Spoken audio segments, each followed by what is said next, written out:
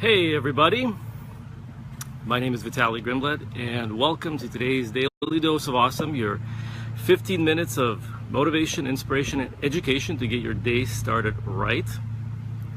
Can you guys type in something to the chat box just to make sure that you guys can see me and hear me? Because I'm actually outside right now because my 3 kids are tearing up the house. And okay, I do see some people popping in. Very good. Just want to make sure. How you guys doing? So again, my name is Vitaly Grimblad. This is Daily Dose of Awesome, and I am Chief Copywriter here at Elite Marketing Pro, and I had to go outside because I got 3 kids at home. 2 of them are tearing up the house, and I think it'll be just a little bit more quieter and calmer for me outside today. So with that said, we're going to talk about persuasion and how to get more people to say yes. Specifically, I want to talk to you about a few triggers. Hey guys. It's kind of hard to look at the camera. I'm also looking at the comments. So yeah, very cool. Hey everybody. All right, so we're going to talk about persuasion. We're going to talk about triggers and how to get more people to say yes. Anybody interested in that? Yes? Hey Jonas. Very good. So I'm going to give you a handful of triggers. Now, of course, these are not everything. These are definitely not all the triggers, because there are so many that you could write multiple books on them, most likely.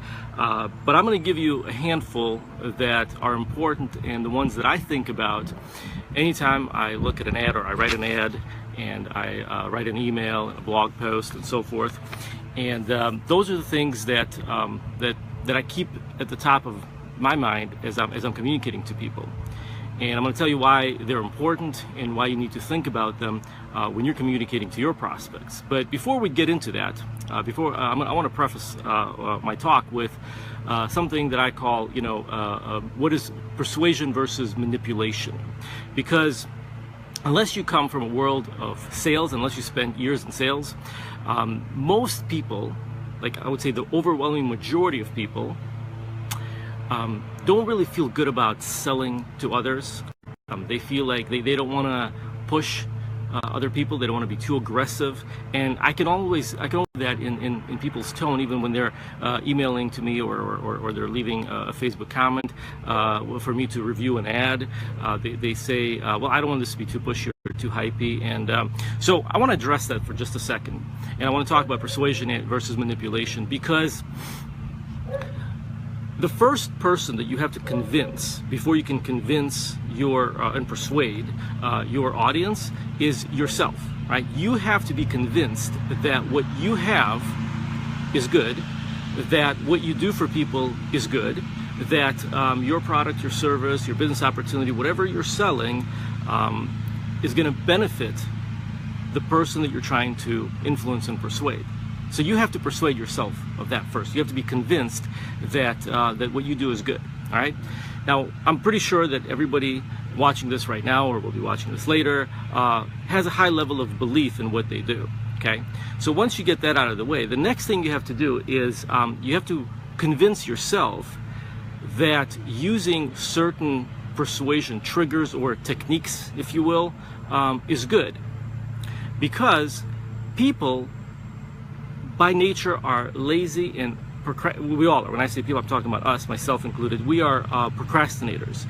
People don't want to take action unless they're forced, unless they're under the gun to take action. Okay, and so sometimes you have to give people a little nudge to push them over the fence and to get them to say yes. Okay, when you know it's in their best interest. Okay, however, that's when you have to understand the difference between persuasion and manipulation, which is basically, to me, and everybody has a different way of looking at it, but for me, it's 2 sides of the same coin. You're using persuasion and manipulation, or manipulation, either or, in the same way, but the difference, in my opinion, is intent. When you have something that's good for people, when you look at your prospect and you know that you're doing something, you're saying to them, or you're marketing in a way that's going to get people to say yes to you, and it's in whatever you're trying to get them to say yes to is in their best interest, that's persuasion. However, if you're trying to deceive somebody without thinking about them and what's in their best interest, but only about your own pocket, then that's manipulation. And of course, there's quite a bit of that going on in our world as well. So that's the main difference. But really, the techniques the strategies, they're very, very similar. So there's a very fine line. And the difference, like I said, is intent. So again, of course, we're talking about persuasion. We're not talking about manipulation. We're not talking about deceiving people. We're talking about helping people take action on something that's going to change their life and is going to be beneficial to them. And so with that in mind, let's look at the different triggers that you can use, okay? And it's hard for me a little bit to see the comments. I know some people are typing stuff in, but because I'm outside and it's, my screen's a little bit dark, so it's a little bit hard for me to see. So if you have a question, I don't reply, I apologize in advance, but I will go back to this live later on and I'll address any questions you guys may have. So the first thing I want to talk about, the first trigger I want to talk about is self-interest, okay? This is a massive trigger because people are busy and we all have attention spans, and sure enough, there's I have a park behind me, behind my backyard. There's a park, and they decided to mow the lawn as I'm doing this live, of course. So I guess I cannot get away from the noise, whether in the house or outside the house. But anyway, the first trigger is self-interest. So we are busy. We have, all of us have attention spans of goldfish, and when people are scrolling through their news feed, if they see your ad, or if they're scrolling through their inbox and they see your email, the first thing they want to know is it for them? Okay, especially if it's an ad, because if it's an email, at least they know who it's coming from, so there's some relationship there. You know, they may be a little bit more interested in hearing what you have to say because they know who you are. But if it's an ad from somebody that they don't know, why should they even pay attention to it? That's the first thing that you have to think about when you're creating your ad. Why should my prospect pay attention to what I have to say? And that's when you got to think about self-interest. What's in it for them? They have to know that what they're about to read, the next 30 seconds or a minute and a half of their life they're going to invest in looking at this ad or however long it takes, is for them. They have to know that, right? So you have to think about that self-interest, and the question that that I'm thinking about as I put myself in a prospect's shoes is to ask myself, is this for me? So does your ad answer the question, is this for me? Okay? If your ad, your email, your blog post, if it immediately answers the question, if this is for me, they're going to keep on going. If it doesn't answer that question, if they don't think it's for them, then guess what? They are going to move on. And none of the other triggers really matter. So you have to immediately tap into that self-interest. There has to be something of benefit to them. Even if you're starting off with your story, even if you're telling your own story about something that happened to you, it has to tie into their self-interest. Pretty clear, right? We've established that. The next thing we have to do is we have to, in my opinion, tap into something called fear. Okay? Now, people are motivated by two things. Either pleasure or pain. Okay? Pleasure meaning that we are all motivated by nicer things in life. We want more money, we may want nicer house, nicer cars, travel, whatever. Okay? So these are pleasure related things. However, there's also pain. And it's proven psychologically that we are all, most people, I don't know if all, but the overwhelming majority of people are much more motivated by pain than they are by pleasure. So for example, I'm sure that everybody who's watching this right now has goals, right? A goal of a bigger home, more money in your bank account, your investment account, so you can become financially free, so you can travel the world, spend more time with your kids, all these great, nice things that we have on our goal list. And I'm pretty sure you're motivated by them. But I'm willing to guarantee you that you will be much more motivated to take action if bill collectors were calling you up day and night, if you just found out that your house is in foreclosure, that you're about to get evicted, lose your house or lose your car, if you look at your bank account and there's barely enough money in there for, to fill up your gas tank, that will motivate the heck more out of you than any other goal you may have. Because subconsciously, we are programmed for survival. Your subconscious is hardwired for survival. So if there's any kind of threat to your survival, that primitive old part of your brain called the reptilian brain kicks in, and it motivates you to take action. It energizes you. Your creativity kicks in. Suddenly you don't need to sleep, you don't need to do, you lose the desire for thirst and hunger, but you need to take action to survive. Okay? And that's what being motivated by pain really means. And so if in your ad, in your email, in your blog post, in your marketing message, if you tap into those fears, and I'm not saying that you have to tell people they will lose their house, that's not what I'm talking about, but when you tap into any kind of fear, it automatically triggers an emotional response from people to take action. And so if your ads don't address those things, if it doesn't address at least something that's at least some kind of pain or frustration that your prospect is struggling from or suffering from right now, then you're missing out you're missing out big time on tapping into those emotions, okay, that will literally force your prospects to take action. Okay, and we're all like this, right? So make sure that you tap into some pain, some fear, okay?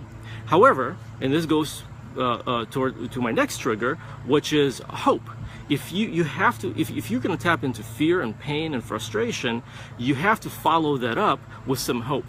Because ultimately, we don't want to force people into taking action because we don't want to scare people into taking action. We want to give people hope, right? And we want to motivate and empower people. So if you take fear and you take them emotionally kind of down into the dumps, then you have to use a little hope and a little motivation to bring that up. So if you tap into fear, you have to use hope. You have to say something that's going to give them hope. And what I'm talking about is improving their situation. So if we're talking about, build business and you're dealing with network marketers and you already know what I'm pretty sure you know what their pains and fears are and frustrations, right? Prospecting, growing their team, people quitting, rejection, right? So what's the hope? The hope is that they will build their team, that they can prospect without rejection or with much less rejection, that they will get more people saying yes, that they're going to get more people to stick around, they're going to be able to duplicate. So all the things that they want, that's what you have to also tap into. So you got to do both. You got to use fear and you got to use hope in your ads and in your emails and in your blog posts if you want to get the most out of your message. If you really want to motivate people, okay? So fear, hope. The next one is curiosity. This is major, okay? When people, we are very curious by nature. We want to know what happens next, right? Think about, and anytime I do, or most of the lives that I've done in Daily Dose of Awesome, I've talked about a little bit about curiosity and using curiosity in your email subject lines and in your headlines and in your titles and overall in your marketing message. And so the reason curiosity works so well is because we as human beings, we are again programmed to want to know what happens next, to think about, and I know I've used this example before, think about movies and think about trailers, like preview trailers when a movie comes out. They show you a few highlights of what's going on in the movie, but of course they don't show you the whole thing. They give you just enough to tease you to want to know what happens next, right? So that's a perfect example of using curiosity. Another one is if you watch TV and there's a commercial break. Usually there's a commercial break at some high point of some scene that something is about to happen, and immediately goes to commercial, and now you want to know what happens next. It leaves you with a cliffhanger, right? Again, that's tapping into curiosity. Or headline news. Anytime there's news and they're advertising news on TV, and they give you a few headlines saying, at 11 o'clock we're going to show you, and then they tell some bizarre news story, but they don't tell you the news story. They just give you the headline, enough to tap into that curiosity, and suddenly you want to know what the story is all about. So this is called curiosity, and you can use it in your marketing by making people curious about, like for example, this particular Facebook Live, just as an example. The title is Triggers, right? How to get more people to say yes. Is that curiosity provoking? Yes, because it taps into what I know people watching this want more of, is information and techniques and strategies on getting more people to say yes. So the title implies that I'm going to share something that's going to help you get X, right? Which is how to get more people to say yes. That's curiosity provoking. It's very basic. It's not, there's no complex formula here, but just by the headline, it's just the title of the Facebook Live, but just by phrasing it a certain way, it instantly taps into your curiosity. Okay? And so if you use curiosity in your emails and your ads, in your subject lines, in your blog post, you'll get a lot more mileage out of your message. And I'll give you another big tip here. Especially this is for when you're writing an ad, if you're creating an ad or Facebook post and you want people to take action, I think I lost you here for a second, so I don't know. It was telling me that I'm trying to reconnect, so I don't know if you lost visual or not. But anyway, what I was saying is, when you're writing your ads or emails, or when you're writing your ads specifically, and you want people, make it curiosity provoking. Tell them a little bit about, give them a little bit of a cliffhanger, like what they're going to learn, but don't reveal the whole thing. That's what's going to make people want to click and find out what's on the next page. So that's how you make curiosity provoking, your message curiosity provoking, and tap into that trigger. So the next one is,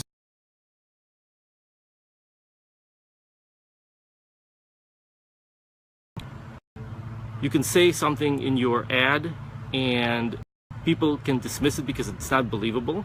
Like, for example, I'm going to show you how to grow your business. Well, I'm going to show you how to recruit more people. I'm going to show you how to make more money. That's kind of a vague benefit. But if you say, I'm going to show you a system that helped my friend recruit 30 people in the last 2 months, okay, or something like that. I'm totally making this up right now. Because you use a specific number, that's believable, right? Because you're now using specificity, and specificity creates believability. And without believability, people won't take action.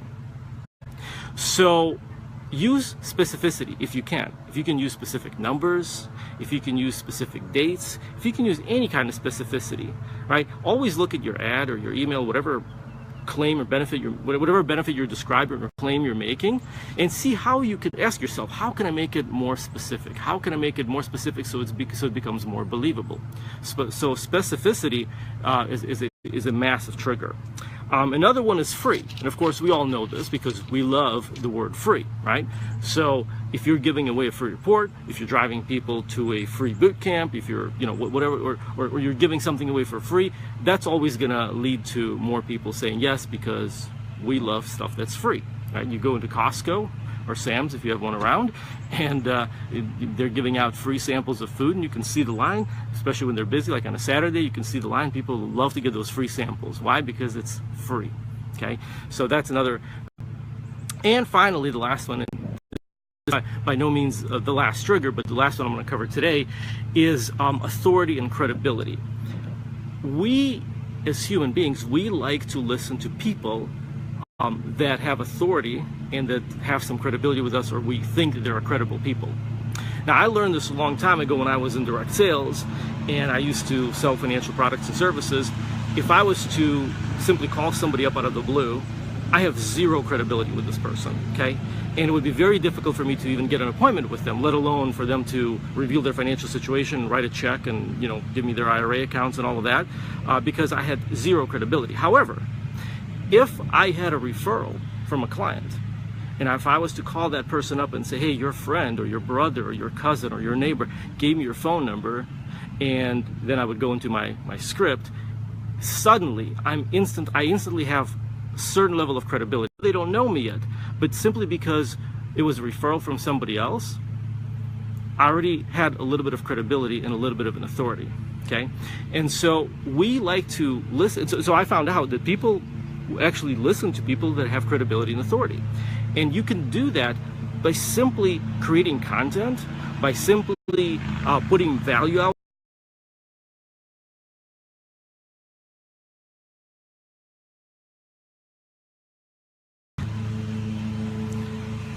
I was trying to reconnect one more time, so I think I lost the connection there for a few seconds. So anyway, what I was saying is that by doing Facebook Lives, I'm going to move a little bit, maybe I can get a little bit better connection here, but just by doing Facebook Lives and by creating content through blog posts, videos, you automatically become a person of authority and credibility, okay?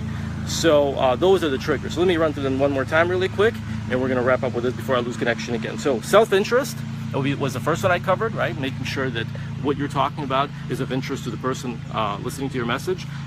Fear, right? Understanding that people are much more motivated by fear, by pain, than by pleasure, okay? And you can tap into that. And at the same time, giving them hope, okay? So making sure you tap into that trigger, give them hope. Curiosity, right? Making your posts and your ads and your emails, especially your subject lines and your headlines, curiosity provoking.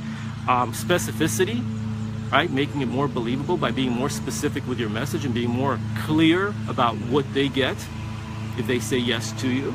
And free, right? Making sure that you tap into that big trigger that we all, the big thing that we all like, which is free. We all like free stuff. And finally, authority and credibility, right? So doing whatever you can to elevate your authority and credibility with your audience. And again, like I said, you can simply do this by doing Facebook Lives, by doing training, and by providing valuable content to your audience. And with that, guys, I want to thank you for tuning in. I apologize for the connection. I know we've had a few times where I think I was cut off, but hopefully you guys were able to see most of it. So with that, I want to thank you for tapping in, for tuning into this broadcast, and we'll see you next time. Take care, everybody.